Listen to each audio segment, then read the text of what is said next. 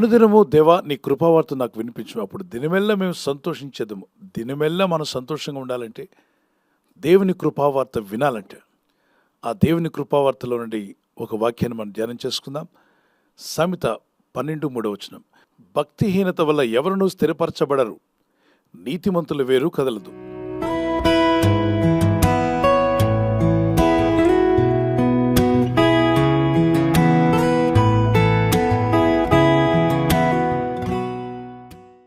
మనిషిని స్థిరపడకుండా చేసేది భక్తిహీనత. బుద్ధిహీనత, భక్తిహీనత అనేది మనిషిని జీవితంలో స్థిరపడనివ్వదు. ఎంత స్థిరపడదామని ప్రయత్నించినా అస్థిరత కనిపిస్తుంది. స్థిరత లేదు మా ఇళ్లలో అన్నవాళ్ళు ఎంతోమంది. మా కుమారుడు స్థిరపడలేదు, మా కుమార్తె స్థిరపడలేదని, మా బ్రతుకులు స్థిరపడలేని బాధపడుతున్నారు. లేఖనం మాట్లాడుతుంది, భక్తిహీనత నీలో ఉంటే ఆ భక్తిహీనత అనేది స్థిరపడనికుండా చేస్తుంది. కాబట్టి భక్తిని పెంచుకోండి. భక్తిహీనులుగా ఎందుకు ఉండాలి? మనం భక్తి పరులుగా మారదాం, భక్తిని కలిగి ఉందాం. అయితే భక్తిపరుడుగా ఉండి దేవుని వాక్యానికి లోబడితే, ఈ వాక్యాన్ని వెంబడించి దేవుని యందు విశ్వాసం ఉంచిన అబ్రహాము నీతిమంతుడుగా తీర్పు తీర్చబడ్డాట. నువ్వు నీతిమంతుడు కాకపోయినా దేవుని యందు విశ్వాసం ఉంచినప్పుడు, ఆ విశ్వాసం ఉంచావు కాబట్టి దేవుడిని నీతిమంతునిగా తీరుస్తున్నాడు. నీతిమంతుల వేరు ఎన్నడూ కదల్చబడదు. నీతిమంతుల వేరేంటి, కదల్చబడకుండా ఉండడం ఏంటి? అతడు నీటి కాలువలో ఎవరు నాటబడితే ఆకువాడక తన కాలమందు ఫలించే చెట్టు వలె ఉంటాడని 1వ కీర్తనలో మనం ధ్యానం చేశాం. యెహోవా ధర్మశాస్త్రమందు ఆనందించు, దివారాత్రం దాన్ని ధ్యానించేవాడు. అంటే వాక్యాన్ని చదివి ధ్యానించే వారి జీవితాలు ఎలా ఉంటాయి అని చెప్తున్నాడు. దానికంటే ముందు దుష్టుని ఆలోచన చొప్పున నడవక, అంటే దుష్ట ఆలోచన ప్రకారం నడవద్దు.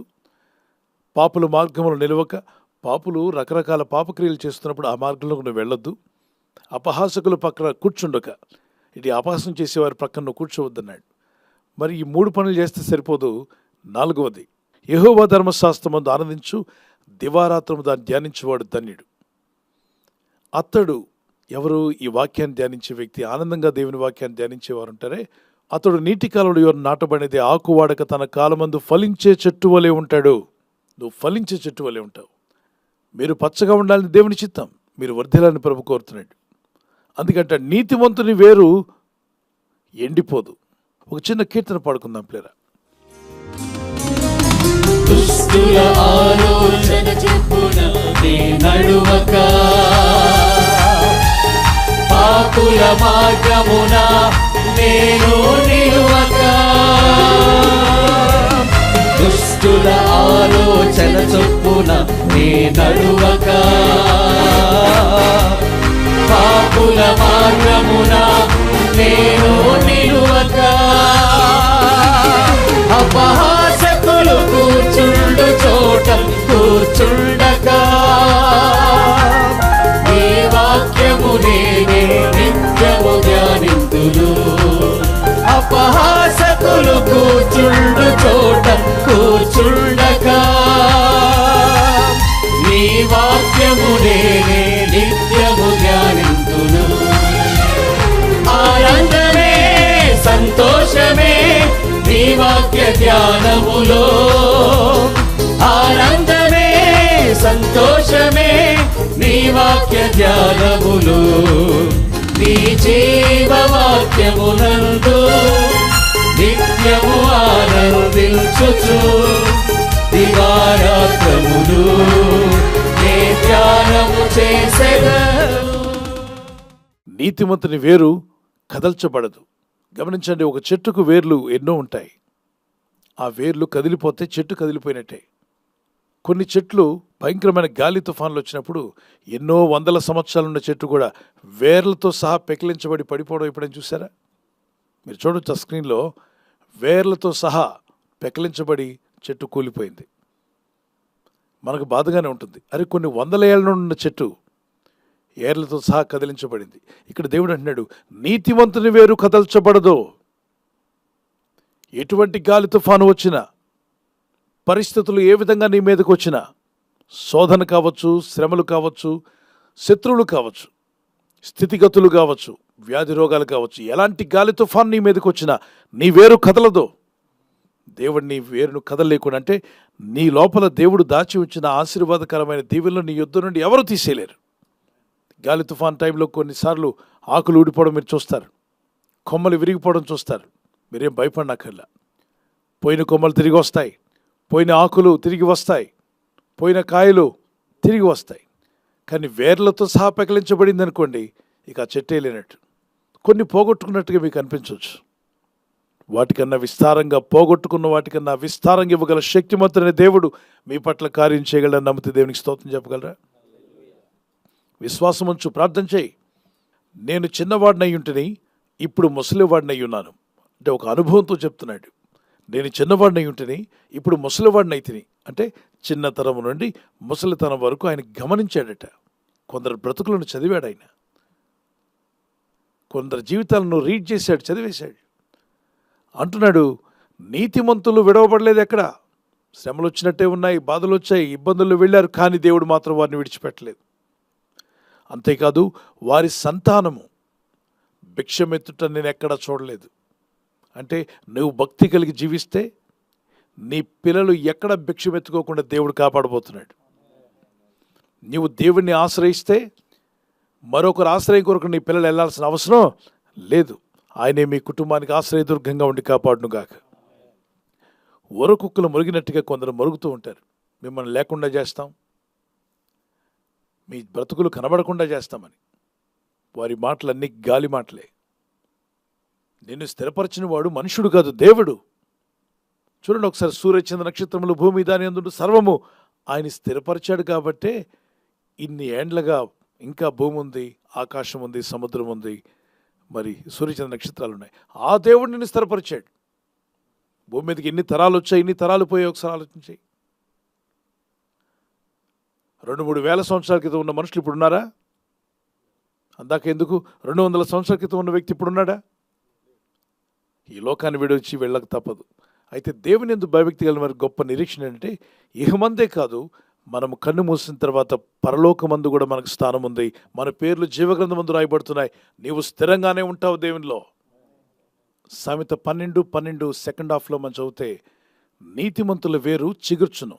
ఒక చెట్టుకి ఆకులు ఎండిపోయాయి, కొమ్మలు విరిగిపోయాయి, బెరడు కూడా వెండిపోయింది, వేర్లు కూడా వెండిపోయాయి అనుకోండి. అయినా వాళ్ళు భక్తి కలిగి ప్రార్థించి దేవుని యందు విశ్వాసం ఉంచినట్లయితే నీతిమంతుని వేరు చిగురించును అంటున్నాడు. మళ్ళా వేరులో జీవం పోస్తాయంట దేవుడు. ఇక అన్నీ పోయాయి అనుకుంటున్న నీ జీవితంలో అన్నీ తిరిగి రాబోతున్నాయి. ప్రభు రప్పించగల శక్తిమంతుడు. విశ్వసించి ప్రార్థించి దేవుని మీద ఆధారపడి నిరీక్షణ కలిగి ఉండు. అంతా అయిపోయింది, ఇక నా జీవితంలో నీ మనసును కృంగ తీసుకోవద్దు. దేవుని యందు విశ్వాసం ఉంచు, నిరీక్షణ కలిగి ఉండు. దేవుని వాక్యానికి లోబడి ప్రార్థించడం ప్రారంభిస్తే ఎండిపోయిన వేరును కూడా దేవుడు చిగురింపు చేస్తాడట. నీతిమంతుని వేరు చిగుర్చును. ఈ వాగ్దానం ఎత్తి ప్రార్థన చేసుకుందాం. పరిశుద్ధమైన మా ప్రియ తండ్రి, లేఖనాల్లో అనేకమైన అద్భుతమైన విషయాలు మీరు మాకు చూపించారు. నీతిమంతుని వేరు కదల్చబడదన్నావు. నీతిమంతుల పిల్లలు భిక్షమెత్తుకోవడం ఎక్కడా మాకు కనబడలేదని భక్తుడు సెలవిచ్చాడు. నీ యందు భయభక్తి కలిగి జీవించినటువంటి అనుభవపూర్వకంగా చెప్పిన మాటలు మేము జ్ఞాపం చేసుకుంటున్నాం. నా చిన్నతనం నుండి చూశాను, నీతిమంతులు ఎక్కడా కదల్చబడలేదు, వారి పిల్లలు భిక్షమెత్తుకునే పరిస్థితి రాలేదు. దేవుడు వారిని కాపాడని చెప్పిన ఈ వాగ్దానం వీరందరి పట్ల నెరవేరునుగాక. వీరిని, వీరి బిడ్డలను, వీరి కుటుంబాలను కదల్చకుండా కాపాడగల శక్తిమంతుడవు. నీతిమంతుల వేరు ఎన్నడూ కదల్చబడదన్నావు తండ్రి. నీతిమంతుని యొక్క వేరు చిగురుస్తుందన్నావు. వీరి జీవితాల్లో ఎండిపోయిన స్థితిని తొలగించి ఆశీర్వాదకరమైన స్థితి వారికి దయచేయమని అడుగుతున్నాం. ఆకులు వాడిపోయి, కొమ్మలు విరిగిపోయి, చెట్టంతా ఎండిపోయిన స్థితిలో వెళ్ళిపోయిన కృపగల మా తండ్రి, అట్టి చెట్లను మళ్ళా తిరిగి జీవింపజేయగల శక్తిమంతుడు అయ్యా నువ్వు. నీతిమంతుని వేరు చిగిరింపజేసినట్టుగా వేరు చిగిరించునుగాక. ఈరోజు ప్రార్థించి ప్రయత్నించబోతున్న శంకుస్థాపన అయిన, గృహప్రవేశమైన, ఒక బిజినెస్ ప్రారంభిస్తున్నా, ఉద్యోగ ప్రారంభానికి వెళ్తున్నా, ఒక మంచి కార్యక్రమాన్ని ప్రారంభిస్తుండగా, నేను వారి బిడ్డల వివాహం కొరకు ప్రయత్నాలు చేస్తుండగా, వారు చేస్తున్న ప్రయత్నాలు ఫలించలాగున మీ దూతలకు ఆజ్ఞాపించండి. ఎవరైనా హాస్పిటల్లో ఉన్నా, ఐసీయూలో ఉన్నా, ప్రభు ఎవరైతే సీరియస్ కండిషన్లో ఉండి బాధపడుతున్నారో వారికి యేసు నామములో స్వస్థతను అనుగ్రహించండి. కృంగిపోయిన వారిని లేవనెత్తండి. మీ గాయపడిన హస్తమును చాపి వారికి ఉన్న సకల రోగాల నుండి విడుదల ఇచ్చేయి. వారిని లేపి నడిపించడాన్ని సాక్షులుగా నిలబెట్టుకోండి. ఈ ఉదయకాలం ప్రతి రోగి యేసు నామములో స్వస్థత నొందునుగాక. తండ్రి, ఈ దినం ఎవరైతే ప్రయాణమై వెళ్ళబోతున్నారో, అది రైలు మార్గమైనా, ఆకాశ మార్గమైనా, బస్సుల్లో, వాహనాల్లో ఎక్కడ ప్రయాణం చేస్తున్నా, రోడ్డు మార్గంలో ఏ వాహనంలో వారు ప్రయాణం చేస్తున్నా, ఈ ప్రజలకు కాపాడే దూతలను పంపండి. ఉదయం బయలుదేరి సాయంకాలం ఇంటికి వచ్చేంత వరకు నీ కాపుదల కాపాడే దూతల యొక్క సహాయము నీ ప్రజలకు దయచేయమని అడుగుతున్నాను.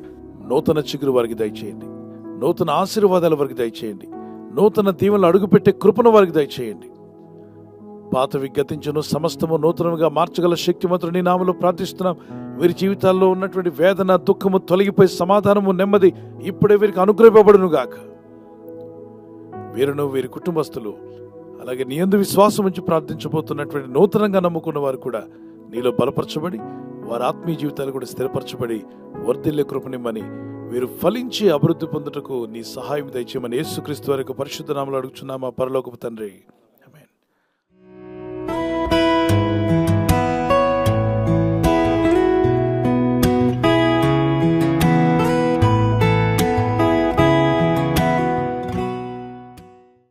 Birthday జరుపుకున్నారు. Happy birthday to you. Many more returns of the day.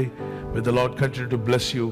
ఈ దినం వాగ్దానము మొదటి దినవృత్తాంతములు 22:13 ఫస్ట్ క్రానికల్స్ చాప్టర్ 22:13. నీవు వృద్ధి పొందేదవు, ధైర్యం తెచ్చుకొని బలంగా ఉండము.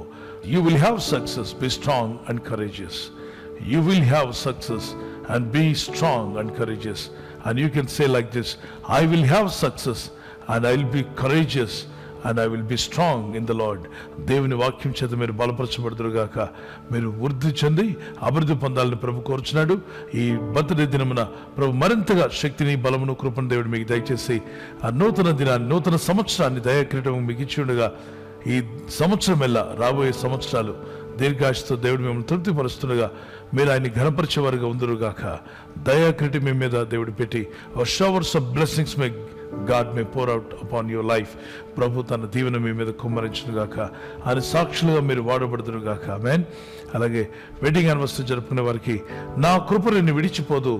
Isaiah chapter 54:10. My faithful love for you will remain. My faithful love for you will remain. నా కృప నిన్ను విడిచిపోదు.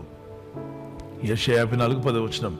విడిచిపోని కృప దేవుడు మీకు ఇచ్చి మిమ్మల్ని బలపరిచి భార్యాభర్తల మధ్యలో ఐక్యత, ఏక మనసు, అలాగే మీ ఇద్దరి మధ్యలో ప్రేమానురాగాలు ప్రభు అనుగ్రహించి మీ దాంపత్య జీవితాన్ని, మీ కుటుంబాన్ని ప్రభు దీవించి వర్ధిల్ల చేయనుగాక. ప్రభు రాకడాల్సిమైతే మరి silver jubilee, golden jubilee, platinum jubilee జరుపుకునేంత కృప, సహాయము మీకు కలుగునుగాక. God bless you. మీతో ఒక మాట. ప్రతిదినము ఈ వాగ్దానం ద్వారా 1,00,000 మందికి పైగా వీక్షించి ఆశీర్వదించబడుతున్నారు. నిన్నటి దినాన వాగ్దానాన్ని 1,00,000 మందికి పైగా వీక్షించి దీవించబడ్డారు. ప్రతిదినము అప్లోడ్ అయ్యే ఈ వాగ్దానాన్ని విని మీరును దీవించబడండి. ఎందరికో దీవెనకరంగా ఉన్న ఈ వాగ్దానాన్ని మీ బంధుమిత్రులకు, స్నేహితులకు, శ్రేయోభిలాషులకు వాట్సాప్ గ్రూప్స్ ద్వారా ఈ వాగ్దానాన్ని షేర్ చేయండి. వారు కూడా విని దీవించబడులాగున ఈ వాగ్దానాన్ని అప్లోడ్ చేసి PJ స్టీవెన్ పాల్ గారి యూట్యూబ్ ఛానల్ను సబ్స్క్రైబ్ చేయించండి.